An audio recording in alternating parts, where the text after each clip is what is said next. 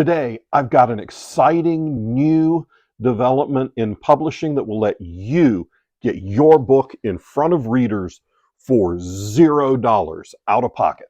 So stay tuned and learn how you can get your book on shelves without spending a dime of your own money.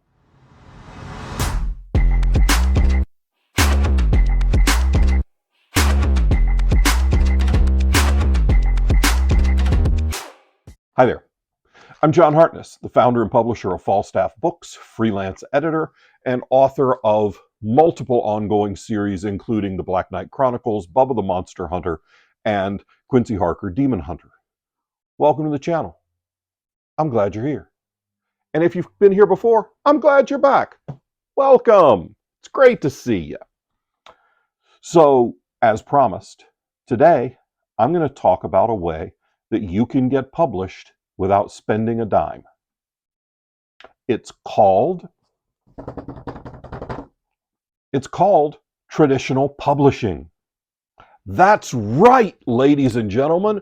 This scheme in publishing will let you get your books on shelves without spending a dime of your money. It's called working with a publisher. I know, that's nothing new, right?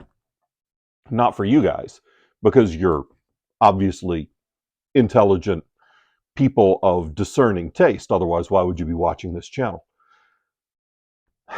But the reason I'm asking, or the reason that this video exists, is I was on a panel last weekend at a convention, and the title of the panel was The Cost of Publishing.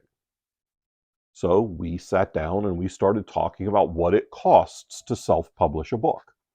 And about halfway through the panel, I came to a realization.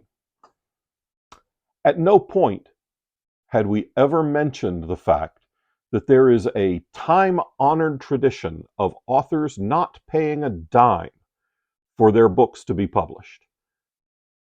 And it's work with a publisher. I get people all the time asking me, how much does it cost for Falstaff to publish my book? To which I respond, me, a bucket of money, which I hope to recoup by selling the books. You, not a dime. And that's what I wanted to talk to you guys about today. There is a prevailing idea among unpublished writers that the only way to get their books out there is self-publishing or paying a publisher. And it's simply not true. Thousands of books are published every year by traditional publishers. Yes, tens of thousands, maybe hundreds of thousands of books are rejected every year by traditional publishers. But the fact is that if you are absolutely broke, don't have another nickel to spend on anything after you buy your $5 gallon of milk or your $4 gallon of gas or whatever you are spending your money on to keep you and your loved ones alive, that's okay. Money should not be a barrier to entry for publishing. You can absolutely have your books published without you laying out a dime. There are some trade-offs to this. When you work with a publisher, you give up control over certain elements of your book. No, I am not talking about the content. Your editor and your publisher are not going to make massive changes to the text of your book. That's not what we do. If we don't like the text of the book, we don't buy the book in the first place. If we acquire a book for publication, it's because we love the book and we think we can make money on it. Because publishers don't get paid until someone buys the book. But John, I keep seeing all of these ads for publishers who talk about how much their book packages cost. Yes, you do. These are called vanity presses. And while it isn't a scam per se, because they are going to produce a book, they typically do not do all of the work that they claim they're going to do, and they charge you exorbitant amounts of money for the work that they do. If you want to do more research on this, go to the Wikipedia page for Hot Atlanta Nights.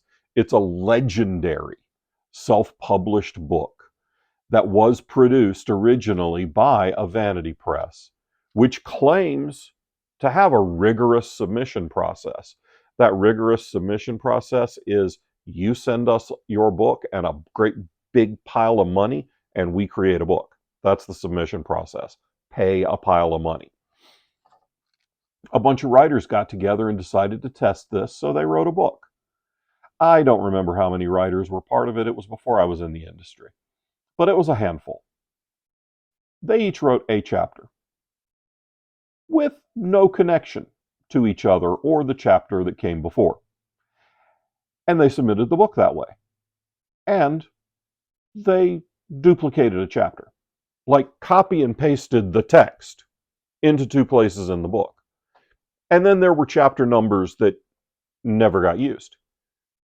And the vanity press that they paid money to shipped the book out just like that. Vigorous, rigorous submission process. The trick lately is that a lot of vanity presses have been repackaging themselves as hybrid publishers. And they use better language. And they say, you have to invest in the success of your book. And we have these multiple packages that will help your book succeed, depending on how much money you pay. And typically, these packages start at about $5,000 and go up. I met a guy at this same convention who told me that he had just self-published his first book and he felt like he got scammed. And I said, okay, well, what happened?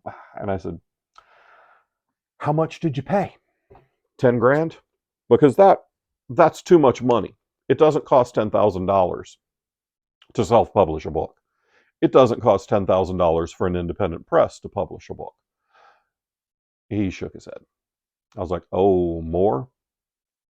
This man had paid out $17,000 to a vanity press. And that was supposed to have gotten him a paperback, a hardcover, an ebook, and an audiobook, plus marketing. He had gotten a paperback that didn't look good. And he was like, and he had gotten ghosted by the people he had paid $17,000 for, too. I was like, yeah, you got scammed. I'm really sorry. Here's the thing. If you're working with anyone that calls themselves a publisher, money flows in one direction, from the publisher to the writer. That's you. You're the writer. Money goes from publisher to writer. Money does not come from my authors to me, unless they're buying inventory, because then they're purchasing a physical book from me. And yes, they buy it at dramatically less than you do. When you go visit our Shopify store, there's a link in the description. But otherwise, editorial, author pays $0. Cover, author pays $0. Layout, author pays $0. Uploads, author pays $0. Audiobook, author pays $0. Author pays nothing for the production of the book. Yes, after the book is out, the author may choose to buy marketing that is more than the publisher is willing or capable of providing. But it's not required. The publisher isn't going to tell you, you got to spend $5,000 on marketing after we produce the book. No, a reputable publisher will not tell you that. They may tell you that this is what we're going to do for marketing, and if you want anything else, you have to pay for it. but you're never paying the publisher. You're paying Facebook, YouTube, Twitter, wherever you're placing ads, you're paying that company. You're not paying the publisher. These hybrid publishers are one of two things. They're either a scam in which they are providing services poorly at incredibly inflated prices, and typically not everything they're promising, and they're holding the rights to your book so that you can't then take it and self-publish it elsewhere. That's a scam. Or the more ethical of these hybrid publishers, note I didn't put ethical in quotes, the more ethical of them are really an author services company that are using the term publisher because it sounds better to say I got accepted by a publisher than it does to say I hired someone to do all of the work to create my book. The fact of the matter is that there's nothing unethical about hiring someone to do all the work for your book. I'm currently providing these services to a couple of friends of mine for books that we are not publishing through Falstaff, but I am helping them create every aspect of the book, and they're paying me significant amounts of money to do that because they don't have the time or desire to go around and find cover artists, editors, copy editors, proofreaders, layout people. And they don't want to learn how to deal with an ISBN and learn how to upload things to Amazon, Ingram, and Draft to Digital. And I already know all of those things. So I can provide that information for them and provide those services. And they're paying me more than they would if they hired people on their own. But I'm managing the whole project for them. I'm providing author services in this case. I am not publishing their book. They are self-publishing. They're just hiring me to walk them through it. In that sense, I am acting like one of these hybrid publishers, but I'm not calling myself a publisher. I am saying that I am providing services to those authors. If you are a publisher, like I am the vast majority of my time, I don't get paid for working on a book. I get paid, and by I, I'm speaking of the publishing company, I get paid when the book sells. You don't have to pay to be published. You can submit your book to literary agents and then have your literary agent submit it to publishers. You can submit your book to reputable independent presses that take unagented works. You can submit your work to massive New York presses that accept unagented submissions. Tor, one of the biggest fantasy publishers in the world, they take unagented submissions. Might take you a year to hear back from them, but you can submit to them without an agent. And if they buy the book, it'll cost you $0 to have it produced. And it'll cost you $0 to have your audiobook produced. Bain Books is a slightly smaller than New York, but still major press. They accept unsolicited submissions. We do not, for the record, at Falstaff, accept unsolicited submissions. We don't have the staff to manage it. But a lot of other presses our size do. So you don't have to pay anything to have your book published. One of the reasons I wanted to try and drill this home, in addition to having this poor man walk up to me and say, I spent $17,000 on self-publishing my book and I think I got ripped off. One of the other reasons I wanted to point this out is some of the comments I get when I tell people don't half-ass your covers, don't half-ass your editorial, don't use AI crap to produce your audiobook. A lot of times I get pushback because people are like, well, that author may not be able to afford it. You don't have to self-publish. Stephen King never self-published. He may have it at some point now. I don't know. But he's got buckets of money. He can do whatever he wants.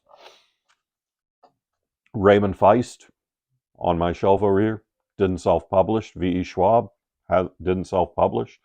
Let's see, I see Ready Player One back there. Ernie Klein didn't self-publish. I see John Scalzi back there. He didn't self-publish. You don't have to self-publish.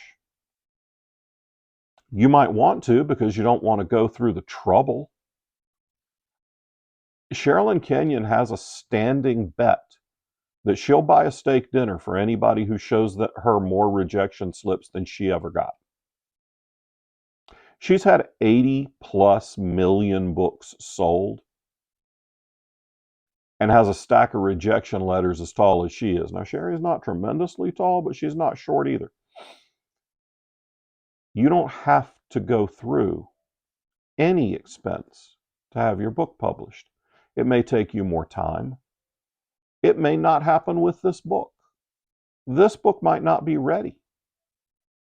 You may have to swallow your pride, and you may have to hear some unpleasant truths. And yes, you can self-publish. It is an absolutely viable career option. A lot of my friends do it. I have done it. It's great for a lot of people. But if you don't have the money, you don't have to pay a dime to be published.